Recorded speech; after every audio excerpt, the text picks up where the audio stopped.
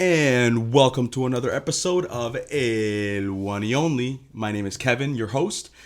I have a guest here today with me, my brother Tito. How you doing, Tito? I am well today. Thanks for asking. Here we are battling the fucking cold weather of southern Ontario, you know. Of the So North Pole. yeah, well the south of the North Pole. So Yeah. So as you guys already seen the title of this episode, we are going to be talking about The Office, one of our favorite shows, funniest shows actually. The reason why I brought Tito on board is because he's actually seen The Office multiple times, over and over again. So he's the expert about a here. hundred times the whole thing. So I kind of know it. I've come to realize it's actually my religion. So There you go. I've seen it once through, so I can kind of maneuver through it too. So we're gonna touch on a couple of good topics on that. Anyways, we recently just came back from El Salvador. How was El Salvador for you, anyways? it was a nice escape from the cold weather here. It was nice to be with the family. You know, we all had a nice time. We all went out, enjoyed that nice warm weather, and yeah. So yeah, it's good to be back. Yeah, that's the best thing, honestly, going away. And I feel like as a Canadian, we usually just leave around this time because we want to get away from this. Like, this is just the worst part of the year is the winter. I hate the winter. So yeah, I mean, we were in El Salvador. I think it was a very successful trip this time around. Now, when I mean successful, there's a couple things. I think it was a successful trip because I didn't see one cucaracha. I think that goes to show that that was a success because I hate cockroaches, and every time I go, I always see one or two, and then I get freaked out and I don't even want to go into that room anymore or into the bathroom if I see it there. But this time I actually didn't see any, so success there. Everything about El Salvador is just awesome. I mean, we actually the night before you came, Tito, because you came I think like 2 days after me or something like Yeah. that. Yeah, we were actually going out with my cousin. Shout out to my cousin Frank, by the way, Frank Aparicio. Uh, we were going out, and the bottle service there, like if you go out to the club, it's so cheap. Like, what's the beer like? How much is it? Probably $1.50 for a beer at a bar, And or that's like like a high end bar, right? We're not talking about just a corner bar. We're talking about a nice place. yeah. It's like we're talking about a club, right? A club scene. It's like $1.50 beer. Bottle service is like $25. Yeah. I remember coming. We went into the first night I actually arrived. My cousin took me out. It was a crazy night. I mean, we were ordering bottle service. It was cheap as fuck, like $75. I got 3 bottles. Um, it was actually pretty funny because the local ballers in El Salvador, they had 2 bottles. Bitch, I had 3. So I was like up in the game, you know what I mean? They were looking at me like, oh shit, like who the fuck is that guy? The funniest part about the clubs or the bars there, they have a bunch of no smoking signs, but there we were smoking cigarettes. Yeah. My sister actually recorded a video of me smoking, and then she recorded the sign in the background. So yeah, it's pretty funny. Like, no fucks are given, you know. Yeah, So, yeah. but it's a good time, you know. You still have to respect. Yeah, don't fuck around a lot, and you'll be fine. Yeah, keep in mind you're not from there. You don't know the people there, right? But if you do ever find yourself in El Salvador, just make sure to hit me up. I will give you the best tour guide in town. That's my cousin Frank. He is absolutely free of charge. All you gotta do is get him fucked up, buy him drinks, and he can take you anywhere.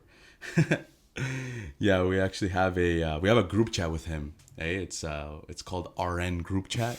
The registered nurses. The registered nurses. I don't know if you guys know the joke. There was actually a popular meme going around. I guess it was originated by a local university group, or was it a college group? Either or. It was Yeah. like Niagara College, I think, Yeah. right? I think it was Niagara College, which is like a local college here in Niagara. It was a group where everybody kind of posts help. If they need help, they kind of call out to people. And somebody posted on the group, I need an RN ASAP. And meaning, he wanted a registered nurse, right? Because I guess he needed some help with some of his shit. some guy comments on that comment and says, "I'm a real nigga, what's up?" I think that was funny as fuck, because the guy was like, "I meant registered nurse." Like, he replied to him, just said, and it was like dot dot dot. Yeah, I thought that was funny as fuck. So we actually named our group chat the RN group chat, because we think that was like pretty funny. I feel like WhatsApp has become pretty popular now. Like, it used to be where maybe 5 years ago, it was still kind of like just like an immigrant thing, only because, we have to message family back home. I feel like now it's kind of adopted, because even in my job, I don't know about you, but we have WhatsApp group chats now for Bell. Even my girlfriend's work, where she works at White Oaks, they have a WhatsApp group for White Oaks. Like, it's kind of getting out there now, but where before it was just for immigrants. I don't know if you noticed that now. Yeah, I mean, at my work, we don't really use it. We just text each other, right? iMessage or just a normal SMS text. But back when I was in wireless, working for TELUS, yeah, we used WhatsApp. So, but yeah, it is one of the most downloaded apps in the world. So yeah. And especially with the new stickers that they have, some of those are pretty funny. So yeah. It was what time do we have now? Anyways, it's like. It's 1:45. Yeah, we lost track of time, man. Yeah. Hey, fucking weird dream I had last night, actually. Like, now that I'm thinking about it, and I woke up thinking, like, I woke up, I'm like, where the fuck am I? Because this is actually my brother's place. I changed the location this time around. I'm trying to, go out and do other segments with other people. But yeah, no, I woke up this morning and I was completely out of it. I had a fucking weird dream that I was at an opera and I was sitting in the balcony, and as the singers were singing, the audience one by one started getting up and singing. Everybody started singing, and everybody around me got up, started singing, and I was like, what the fuck? Like, what am I going to do now? So right? Everyone was talented. Yeah, I guess singing. So. And I was like, okay, am I supposed to? And in my dream, mind you, I was about to get up to sing and kind of go for it, and that's when I woke up, and I'm like, what the fuck? Where am I? Because I was kind of sleeping in the refugee room here in this little spot here. We call it refugee. It's like a place it's like a hole that I sleep in when I come over to his house. It's the guest room, to be more exact. But yeah, whenever we had friends over, a night of drinking, our friend would just sleep in the little refugee room. So you had weird dreams though when you were a kid, right? Yeah. Tell us a little bit about the clothes moving. Oh, okay. That's actually the weirdest dream, because I still remember this every day, right? So there I am, just laying down in my bed, and I remember that I woke up from my sleep, right? And then I looked at my closet, and I just see a sweater just like moving like that, like it looked like a person was inside the sweater, right? And I remember I woke up my brother Kevin. I was like, yo, can you see this? And he was like, yeah. But everything felt so real. So, and to this day, I still believe like you did see it, but you're just fucking with me. I honestly, man, I don't remember that. I think it was your dream. Yeah. But what I do remember though, and I think all our rest of our brothers can vouch for us, is the black shadow, the man that would always stare at us. That was fucked up. Okay, so when we were kids, when we first moved to Canada, we're talking about 20 years ago. We lived in an apartment building, and we all shared one room at that time. So it was 4 kids. We had 2 bunk beds, and we slept kind of like 4 kids in the same room. So we kind of all seen this shadow. Every time we went to bed, he was just standing by our door. And we would always be like, oh, yo, do you see that? Do you see that? That was fucking scary, man. Yeah, just down the hall in the darkness, we would see that shadow just standing there looking at us. And it's funny how we all saw it. It wasn't just me or you. It was the 4 of us, right? I remember we would take turns every single night before going to bed. We would like draw who would go turn off the light, because the light was the farthest away from the beds. So whoever had to go had to turn it off and book it right to the bed, and it was like the most adrenaline rush thing I've ever like done in my life. It was but that apartment it ended up being haunted, didn't it? Like we ended up like That's not the only weird thing that happened. Like we actually, a lot of other shit ended up happening. My mom said that the tap started turning on in the middle of the night.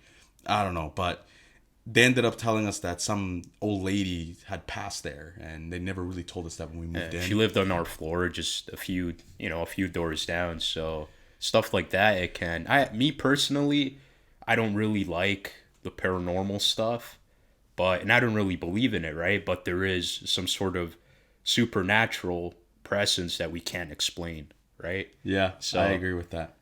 Anyways, you guys are probably like, what the fuck are you guys talking about? I thought we were talking about The Office here. So let's get on to our main event for today.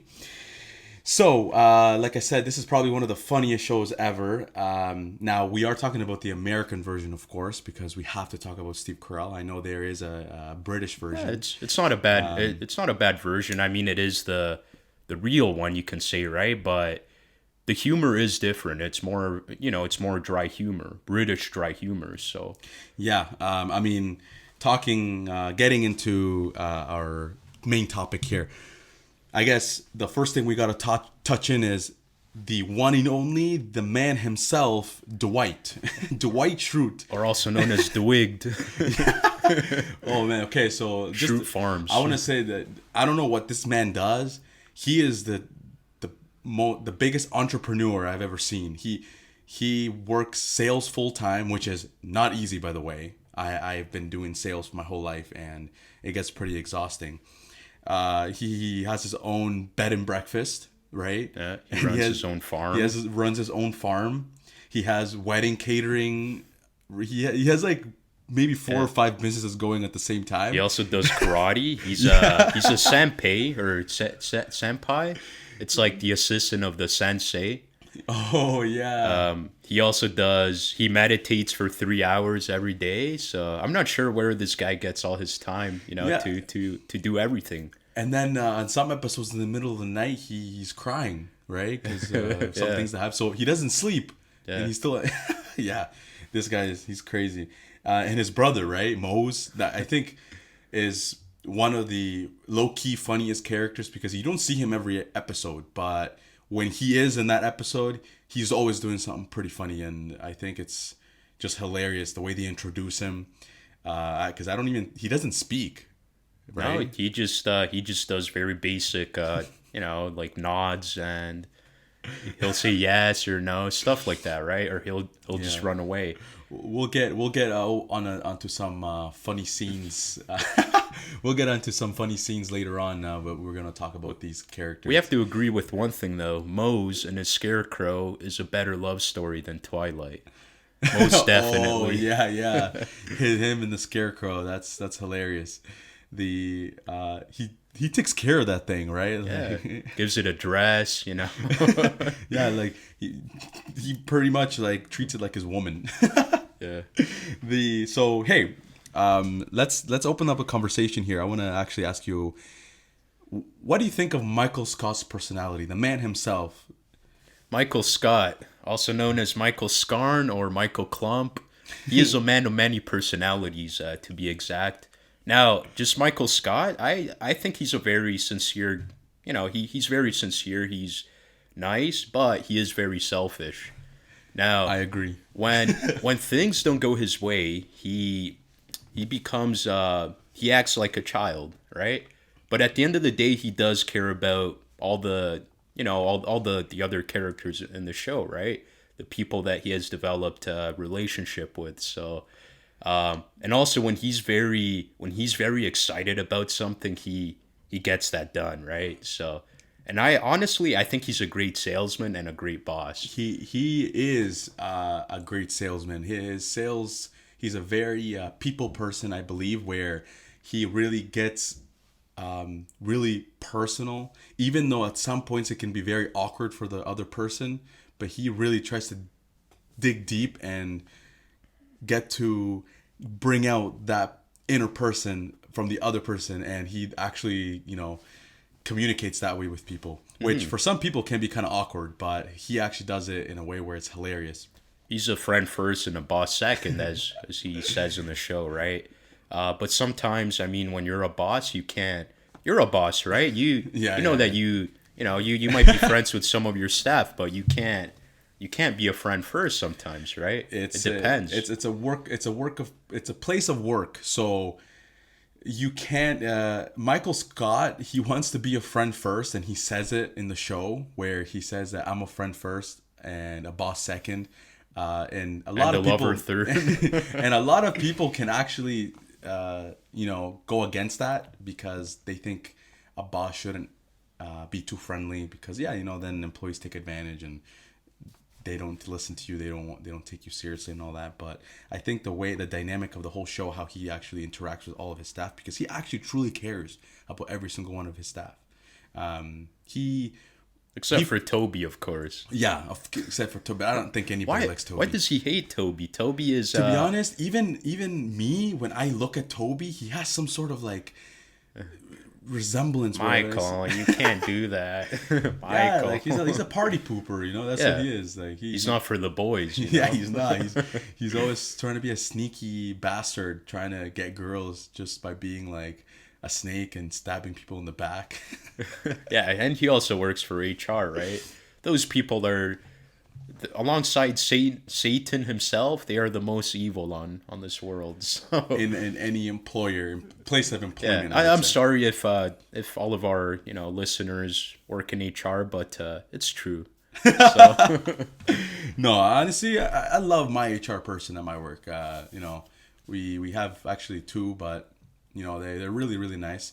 The Toby, man, that's fun. No, but Michael actually does stick his neck out a lot of times throughout the show for when there were scares of Scranton closing down, and he was worried about his staff not having jobs, so he actually stuck out his neck and he drove up to corporate and did a bunch of crazy. Yeah, him and Dwight drove all the way to David Wallace's house. Now, Scranton is about 2.5 hours away from New York City, plus traffic, right? So this guy actually just drove to the CFO's house, like, out of nowhere, to tell him, no, don't shut down our branch.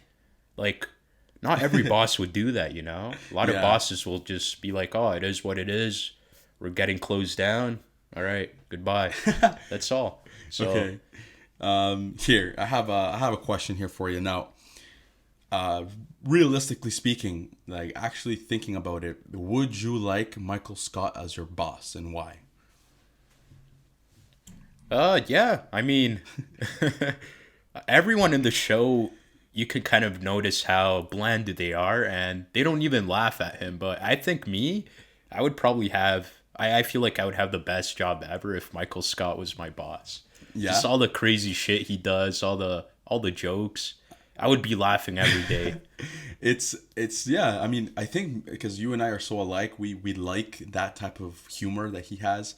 But I actually truly believe that to a lot of people, he will not be as likable because his humor, it can come across as sexist. It could come across as racist but he is very ignorant. But he's not. Yeah, that's what it is. Exactly. Thank you. He's ignorant. He's not racist. He's not sexist.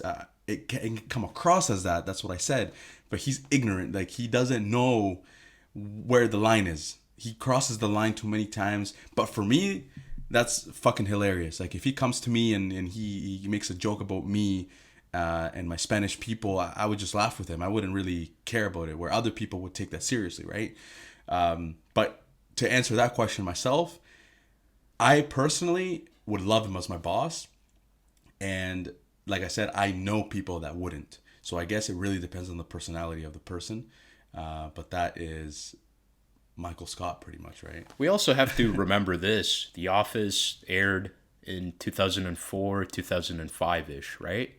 Back then, jokes were way different than they are now. That's right. A lot of people now have become very sensitive. So the jokes that he makes, they are, in this day and age, you would never see them on TV. He said that though, didn't he? And when they were asking him, Steve Carell. They were asking Steve Carell if he would come back and do a remake of The Office.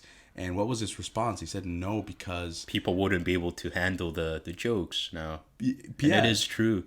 people nowadays wouldn't be able to handle the jokes, and I think that is very true because some of the jokes he does in that show, like I said, they cross the line. Where now at this in this society, there's more restrictions on what you can say on air, on TV, and everything's, like you said, more sensitive.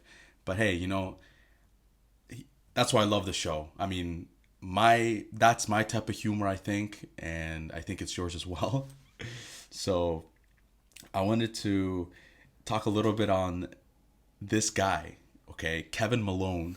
He's actually the character that changes the most throughout the show, I think, because he starts off, like a normal guy. Yeah, he just looks like a boring, bland guy, that just goes to work, does this boring accounting job.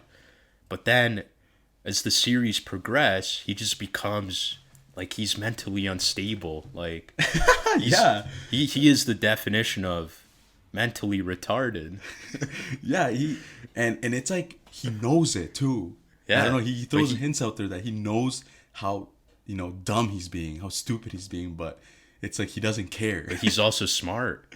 He is. Oh yeah, I mean, he's an accountant for the company, right? Yeah. So like when he it was him, Andy, and Daryl, they were playing Dallas, the game. Oh, and then yes. he's losing, right? Because everyone's making rules as they go. But then at the end, it shows that he wins, and all the other, both Daryl and Andy, they thought that he lost, but he actually ended up winning all the money because he cheated. So a lot of people underestimate Kevin. Yeah, he's a sneaky bastard, that's for sure. Yeah, Kevin Malone. He come with an episode where he had like hair because he's bald, right? Yeah. And then one episode he comes in with a toupee or with some hair. And then he says. Then he says, "It's not Kevin Malone anymore. It's Ashton Kutcher." he describes himself as Ashton Kutcher. Yeah. So, yeah, and it's funny because when I think of Kevin Malone, I think he looks like a animated cartoon character. Yeah. With his he has such a baby face. Just looking at him, you want to laugh because he's such a grown up. He's a grown up. He's a man. But when you look at him, he has such a baby face, and he pretty much talks like a kid, right? Because he's stupid half the time. So that's he has a big ass calculator. He uses a big pencil, stuff like that. He has a big jar of M&Ms. And the one time, I forget what character it was, but they were asking Kevin how many M&Ms he thought he had. And it was literally like a jar, about a foot tall and, a foot wide, right? So you could easily fit like 5,000 M&Ms in there, but he thought there were 50 in there. And he was pretty sure when he was talking to the camera, right? He was like saying like, he was like absolutely certain that there was like 50. Like he said some ridiculously low number that is not even a thing. He's also part of a band. Do you remember the name of the band? Scranton. I can't pronounce it. Yeah, it's Scrantonicity. Oh, okay, yeah. Scrantonicity. He says in the show a bunch of times. He actually appears on the band in the show a couple times, right? Yeah. He's like performing and whatnot. So I mean, he's a cool guy. I mean, anybody who's in a band is a pretty cool guy, right? Speaking of bands, there are a number of characters in The Office that are very talented with instruments. Yeah. You have Andy. He's Andy, a pretty good. Yeah, he's a great singer. He can play the banjo. You also have Dwight. He can play a guitar. Daryl can play the keyboard and he sings. And obviously Kevin, right? He plays the drums and he sings. So. Yeah, it's rather interesting how you have so many musicians in a show, right? Yeah. Oh, and let's not forget Creed. Creed, obviously, he's probably one of my favorite characters, but we'll talk about him later, right? But he was actually part of a band. It's called Grassroots, I believe. So he's also very talented when it comes to music. You mentioned Andy Bernard. Yeah. I don't like him, to be honest. I liked his role before he became the boss. He's always doing that double chin thing, like. Yeah, I feel like he became very. His character changed a little bit. He kind of got, maybe there was more pressure put onto him when he took the role of the boss. But before he was the boss, he was actually, I think that was my favorite point of him, when he was just, when he would call Jim Tuna all the time, and they were like sitting side by side, and when Jim actually got transferred to the other branch, what was the name of that branch? So they went from, because Jim didn't want to stay at Scranton because of Pam. Yeah. Right. So he went to this where he met Karen. Yeah. And he met Andy. It'll come to me. I Anyways, forgot he went the to name. this other branch, and that's when he met Andy. That was my favorite point of Andy. When he first got introduced into the show, he was funny as fuck. He made, all the funny shit and funny jokes. Later on, for those of you that watch the show, you know that Steve Carell, Michael Scott, actually leaves. He actually, chases after some girl, I believe. And Andy actually takes his place as boss. At that point, Andy's character kind of does a little turn. He has to kind of put boss mode into place. He changes a little bit. He wasn't, I think he wasn't the same anymore, even though, I mean, he was still funny, like, obviously. But I think that's just my opinion, I guess. Yeah, that's funny. So, actually, I wanted to touch on one topic here, because there's a lot of girls that get introduced into the show. We have, just to like name some here, I kind of, Pam, Karen, we got Katie, the purse girl, Aaron, Jan, Holly, Donna, Isabel, Kathy, Kathy the temp, the one that liked Jim. Yeah. I mean, there's Meredith, obviously, Phyllis, Angela. Out of all these girls, who do you think was the hottest girl? Who was the most attractive girl in the whole show? Let's do a little debate here, because I feel like I've been asked this question before, and a lot of people have different opinions. I have two. I have who's my hottest girl, who's the cutest girl. So I want to open it up to you first. What do you think? For me, definitely Karen. As the hot one? Yeah. I mean, and also just as the girl that, I would like the most, right? I definitely like her personality. She looks like she's very fun to be around with, and I like how tan she is. Yeah, and her eyes. She has really nice eyes. I think she's the hottest. But there are a bunch of other ones that, like a lot of the other ones come in a close second. So, but yeah, how about you? Who do you think is the hottest? So, I mean, there's quite a bit of girls on there that are very attractive, but I would have to say, I mean, and it's just because, I mean, it's probably going to sound very shallow of me, but I would have to go with Jan as the hottest one. I mean, ever since she comes with her new boobs and she shows them off to Michael Scott, it's like, that happened, I'm like, oh shit, like that was actually pretty hot. Now the cutest girl in the show would have to go to Holly. I would think Holly's probably the cutest. I mean, she's the sweetest, and the way she vibes with Michael was just on another level. They're perfect. They're soulmates, right? Yeah. They're meant for each other. Which actually brings me to the next question. Who do you think was Michael Scott's hottest girl? He had several girls in the show. I'm gonna start off right away by saying Jan, because that's obviously the girl that I think is the hottest in the show. Jan, the queen herself. Yeah, and then, but remember when she was she became a she didn't have anywhere to go, and she lived with Michael for a bit. Yeah. And she was like the biggest slob. She would just like sleep. She would wear sweats.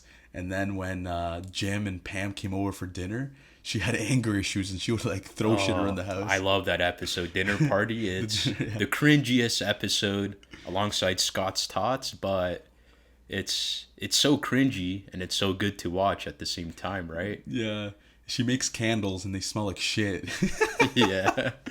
And who else came? Oh, it was Dwight. It was Dwight. Yeah, Dwight wasn't invited, but he just came. Yeah, because they didn't have enough wine glasses, and he ends up bringing 2 wine glasses, one for him and then the other one for his date, which was his former babysitter.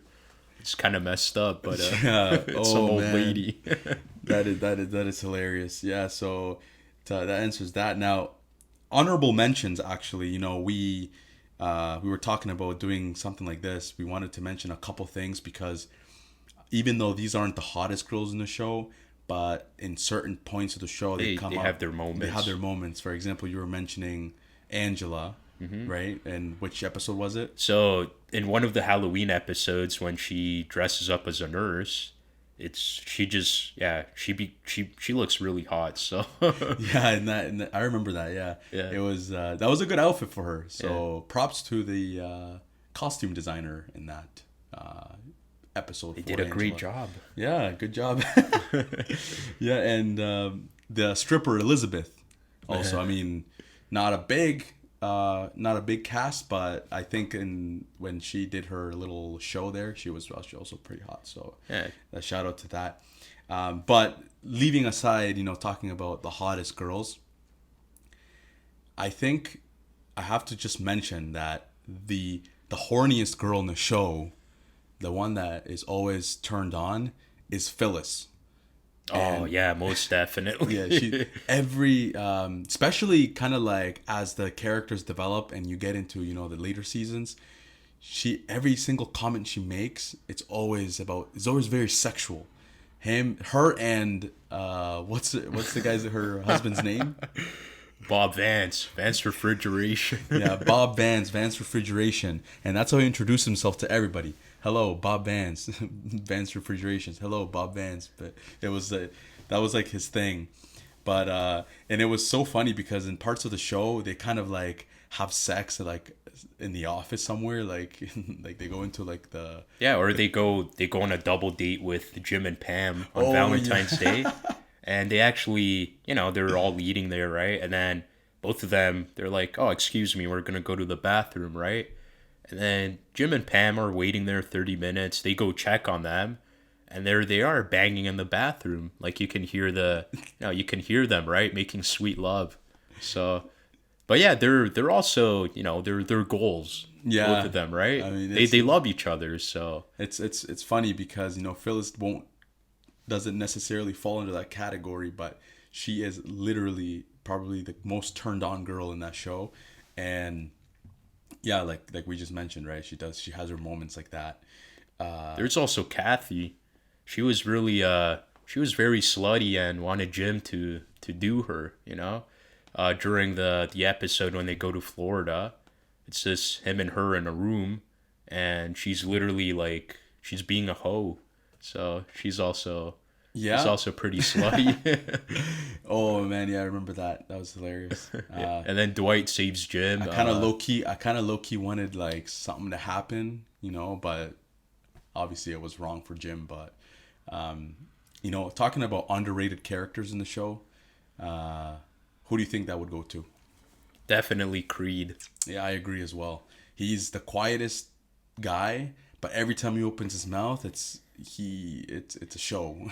Yeah, I always had this idea. The Office should kind of make a spin-off of The Office and call it the Creed Chronicles, and just make a show about him, because there are a lot of like unknown things about him that like Very for sketchy. example, he's been part of many cults, both as a leader and a follower, but he made more money as a leader. So stuff like that, shit that he says, it's very funny and interesting.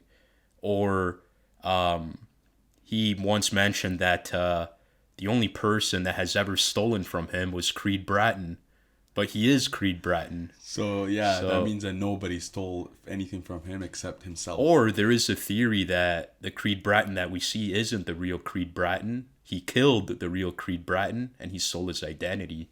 Because he also goes from a very normal person to not knowing what he does at work.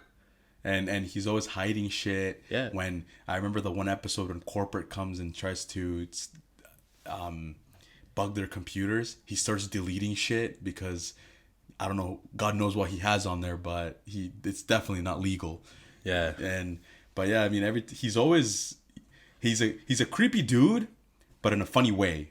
I think it's funny. He a lot of other people that I've asked about this show, they tell me that Creed is a pretty creepy guy, but he's definitely a top favorite, I think, and definitely the most underrated. Or the one episode when he walks in and he has a lot of blood on his shirt, and it turns out, it's Halloween, right? So he's like, oh, perfect timing. Yeah. Oh, yes, I remember So that one. That one was we crazy. we just imagine who he was torturing or who he even killed, Maybe, right? or Like maybe he killed Creed in that episode. maybe because after that, just shit for him just turns wild, right? He ends up being just a crazy guy, with Yeah. he says the weirdest stuff. And he does change his hair color at one point. Yeah, Like he goes black hair or something like that. yeah. And he just, so yeah, he does a lot of weird shit. So maybe you're right. So, hey, for those of you listening, great idea for the spin-off. Yeah, So, the Creed Chronicles. Let's get a petition started, get some signatures, and let's get this thing rolling, right? That's right. So let's see. I mean, the funniest. Let's go over some funny scenes. I mean, I just want to go over some stuff. We kind of touched on some characters. We recapped a little bit, asked some funny questions, but I just want to talk about some funny scenes here. The one of the funniest scenes for me is when they're doing the wedding at Shroot Farms, and Mose is the valet, Dwight's brother, and when he takes Toby's car and he just runs it through the field of corn and he just parks it there and then he just runs back. That was the most unexpected and craziest and funniest scene. Like, why can't you just park it properly? He just literally had to go full on. He just drives it into the field of corn. You know what my theory is? You never really see in the show. You never see Toby and Mose converse, right? So they don't know each other. But what I think is that Mose can kind of detect that Toby, that Toby is not liked by anyone. So that's why he does that. Oh yeah, Yeah, that is true. Because Toby is very he is not liked by anybody. Even the audience that watches the show, like it kind of makes you not like him because of how much everybody doesn't like him.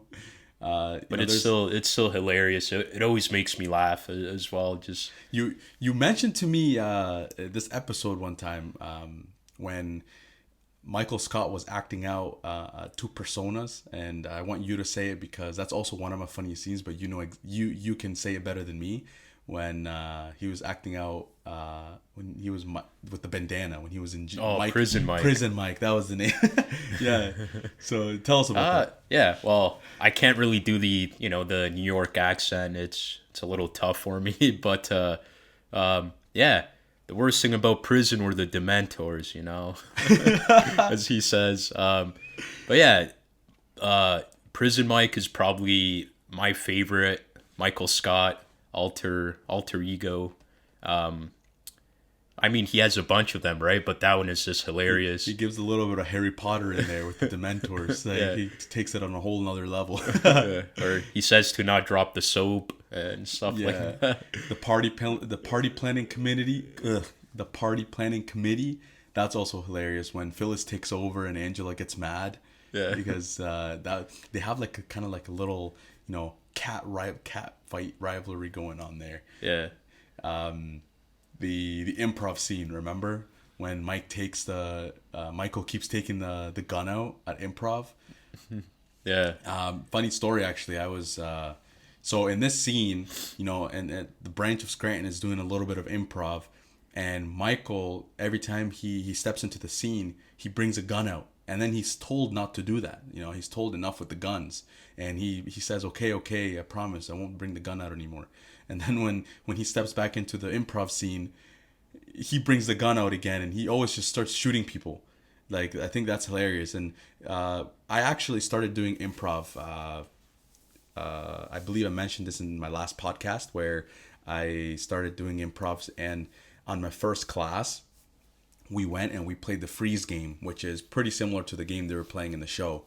So our teacher would give us a scenario, right? Two people will start acting it out. And at any point during the scene, anybody can yell out freeze. And that person would come up, take the exact position that the other people were in, and they had to change it around into something totally different. Anyways, that totally reminded me of The Office, and I'm like, I'm totally going to take a gun out. And as soon as the scenes was going, I forget what was going on. I didn't even care at that point. I just yelled out freeze. I went on there and I just took a gun out and started killing everybody. And I remember one person in my class actually shouted out, "Hey, Michael Scott with the gun." That was so. Shout out to him. He actually knew what I was trying to do there. And also when Michael Scott is doing improv, the improv teacher is like, "Michael, give me all your guns." And he starts, taking out all the guns. He has some hidden guns. It's pretty funny. Yeah, some in his sock. Yeah, that's like, it's funny because he knows like where to hide them. Yeah, that's like all the funny movies he's watched. Yeah, so that's like pretty cool how they're doing improv on improv. Yeah. Right? And remember when Michael starts his own company, the Michael Scott Paper Company, and then they rent like a little basement room at the bottom of Scranton, and he has the two workers, Ryan and Pamela. And speaking of Ryan, let's get back. Let's circle back to this, but I wanted a little. Ryan is actually a very funny guy in that show. Yeah, he starts off as like the new guy, the intern, right? Yeah, he wants nothing to do with anyone there. He's always he brings the coffees. He's like he's pretty much the bitch of the office. He's right? the fire guy. Yeah, he becomes the fire guy. Yeah, everybody is something guy in that show. If you watch it, you'll know what we're talking about. And I guess he lit the microwave on fire. Right? He left the cheese pita in the oven, forgot about it, and then next thing we know, the whole place is on fire. And then started the fire guy. But then in the show, as he goes on, he has a crazy turn in points in his life because he starts off as the new guy, then he somehow gets up to corporate. He becomes the VP. He basically takes Jan's position, and then he fucked up and did something illegal or some shit. Fraud. Yeah. And then he gets kicked out of the company, and then he starts working at a bowling alley, and he paints his hair blonde, and then that's when Michael finds him and invites him to work for his company. So Michael Scott started his own company, and he wanted to hire people that were loyal to him. So Pam, she was probably like one of the most loyal to him because she actually left being a secretary, her full-time job, to go help Michael, where who knows what that was going to be like. We're talking about Michael Scott here, right? Yeah. He is a bunch of times he, like, everyone underestimated him, right? Like, didn't believe him. Yeah, sometimes some of the things he did, like, it's incredible, right? Like the way he was. But Pam believed in him, and that tells you a lot, right? So yeah, she did. When no one else actually believed in him. And she actually helped him with the raise. Yeah. I remember he wanted she kind of give him hints to say, like, what to say so he can have a pretty good raise. And but I think that was one of my favorite parts of the show, is when they were down there doing that their own company, because it was just it was literally, they were doing shit all. They would like remember they were playing throwing Cheez-Its at each other. Yeah, that was their work puffs. day. Yeah. And then Brian would say, like, yeah, today was a good day at work. What did we do? And then they were they were like throwing cheese puffs at each other. They were throwing paper airplanes, or they were just fucking around. And that's Michael Scott as a boss for you, right? Yeah. And then the one time Pam is yawning, and then all you see is like 5 of those cheese puffs just go into her mouth. Yeah. And she was just yawning, like. And then it was kind of like a trigger, right? Yeah. But even with all that fucking around they did, they still managed to steal a lot of the clients from the company. What's the company's name again? Dunder Mifflin. Dunder Mifflin. Yeah. Sorry. They actually they actually crippled the company because later. David Wallace actually offers to buy the Michael Scott Paper Company, right? So Michael actually put a big dent in them. So that shows you how professional and good Michael is at what he does. He's a great salesman. And a great leader. Yeah, he can be. Even though he has his moments, but he can be for sure. Yeah. Another funny moment is well, you don't really see this, nowadays, right? Because it's 2020. But the one time, um, I think, yeah, Michael and Dwight, they're testing a trampoline, right? And Yeah. they start throwing watermelons on the trampoline from on top of the rooftop. Yeah, I And then a remember that episode. watermelon lands on Stanley's car. And then Michael is like, they start freaking out, right? Because there's a watermelon on there. And then I believe it was Dwight that says, "Oh, they'll just think it's a hate crime, right? Because it's a Yeah. watermelon on Top top of of a black man's car." yeah, yeah. No, Like, it's that's and remember when Michael finds out Oscar's gay, yeah, all the jokes that started yeah, all happening the on gay that. jokes, All yeah, the- I mean, pretty sane. I think the jokes they're not like cruel. They're not horrible.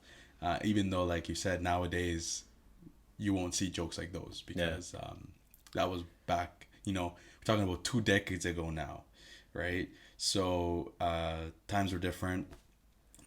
But I think, I mean, for me, anything funny is funny. Like, uh, for me, nothing really comes out as, offensive, as some people would think. But all the jokes that he did, I think they were perfect. Like, just right there, like right before crossing the line, not being too much and not, but yeah, he does have his moments. And I mean, all the shit he says every time Michael had a board meeting in the room, every time Toby would speak up, Michael would always be like, "Toby, shut up." yeah. And he just Or the amount of times that Toby got kicked out from the conference room. yeah, Speaking of the conference room, every time you see a shot in the show of the conference room and there's no one in there, there's a table with a bunch of chairs. But every time they're in there, there's just rows of chairs. yeah. So who sets up the room? You never see Yeah, that. you never see it. Maybe the party planning committee Yeah. before the yeah, but you are right. There's like a boardroom with like a big long ovals. How about all the times that Michael calls a meeting, right? He's just like, all right, conference room, 5 seconds. But how are they going to set up the room in 5 seconds? Like the room is all set up already, right? Yeah. So that's also another, little interesting thing that a lot of people notice, but no one really ever questions it, right? And one thing you mentioned to me is when Jim stares into the camera, he has that kind of sarcastic look every time Hold up. yeah, do it to the camera. Every time something sarcastic or something stupid happens, he always He's looks like- into the camera, and the camera kind of like focuses on him. And I feel like Pam started adopting that too. Near the end of the show, it kind of started doing it on her too a little bit. And I guess it's just part of what, when you date somebody for a long time, you kind of start becoming them a little bit. You grab some of their habits Yeah. and But it's yeah, Pam and they're another love story. Pam and Jim. They I think he asked her to marry her. He asked her to marry her at a gas station, right? In the middle of the rain when Pam was working out of town, and they would kind of like meet up, and then they met up like at a gas station. It was pouring rain, and then Jim just kind of like goes down on one knee and asks her to marry her, ask her to marry him. And I think that's like such an iconic moment in the show because it's in the middle of a gas station, it's pouring rain, and they're wet. He asks, it's kind of like a Notebook style scene. yeah, and they meet halfway as well, which Yeah. is it's rather cool, They kind of wanted to go for that, that romantic look in that way. Or do you remember the part when Michael describes that moment? So he's like, "Hey Pam, do you want to marry me?" Fuck. Sorry. He's like, "Hey Pam, do you want to marry me? Like whatever, dude." So that's him impersonating Jim, Yeah. asking Pam to marry him, right? It's it's funny. But the way that Michael proposes to what's her name? Having a brain fart here. Who, Holly? Yeah, Holly. That's also very like that's amazing. Remind me, how was that again? So It's been a while for me. so he brings Holly all over the office to different parts of the office where they had moments together. right? Yeah, I So the remember first now. time they kissed, the first time he saw her, stuff like that. And then he leads her into the conference room and or sorry, into the break room, and it's filled with candles. Yeah. Yeah. Remember the rap scenes he used to film with was it Dwight? He filmed the Yeah. rap scenes, and he did a rap scene with Holly too. Yeah. At the one place. Remember they went to some like game festival, or I don't know what the fuck that was, but they had like a team and they had to play volleyball, and it was like an event they went to, and Holly was there with her Oh, boyfriend. it was the company picnic. Yeah, the company picked me. Yeah. And Holly was there with her boyfriend. Yeah. And Michael was hurt because, Holly had a Yeah, boyfriend. they do a Slumdog Millionaire spin-off thing. Yeah, they do. It's the slum. And it's really cringy. Yeah, it is. But you know what? Like, as cringy as it was, that's when you tell that they are meant to be. Like, they're just so perfect for each other because they don't care what everybody says. They were having fun, and it's like they blocked out everybody else, and it was just kind of like them in their own little world. They're in their moment, right? Like, they don't give a shit about what people think. Like, just the way they are. It's And for all you lovers out there, that's how it's supposed to be. When you're with your person that you love, you block out all the people around you, and you guys are in your own little world, and that's just how it's supposed to be. You don't give a shit about how people see you, what they talk about you. It's just, do you. That's yeah. Speaking of which, and talking about girlfriends and whatnot, how are you doing right now in your life, man? right now I'm single. I'm trying to build my network of girls, right? So Oh, you hear that? He's building an empire right now. yeah. So I mean, sometimes you gotta to meet that perfect girl, you have to go through a bunch of different girls, right? You never really know until you experience something with a girl. So but yeah, like right now I'm just trying to become friends with a bunch of girls and develop friendships, and then go from there. So I never plan stuff. I just go with the moment. You go with the flow. Yeah, you're taking the friendly approach right now. You're not the lion, but you're the gazelle. You're sneaky and quick like a gazelle. Yeah. No, I'm actually I'm a stallion. Oh, okay. So you got the horsepower. Yeah. Okay. Well, thank you all for tuning in and listening to my episode today. I guess this about wraps it up. Thank you, Tito, for coming on. I hope I can have you on again in the future. Anything you want to say to close off? No, it was it was really fun talking about one of my favorite shows. And yeah, it's always good to have you here. And for all those listening, this is just one of many. Stay tuned because I will be talking about a lot of funny shows, funny movies, vlogs, stand-up comedians, you name it, right? All fun and games. If you are listening on YouTube, please like, share, and subscribe. Also follow me on SoundCloud, Twitter, and Instagram. I appear as El One y Only. Hasta la vista.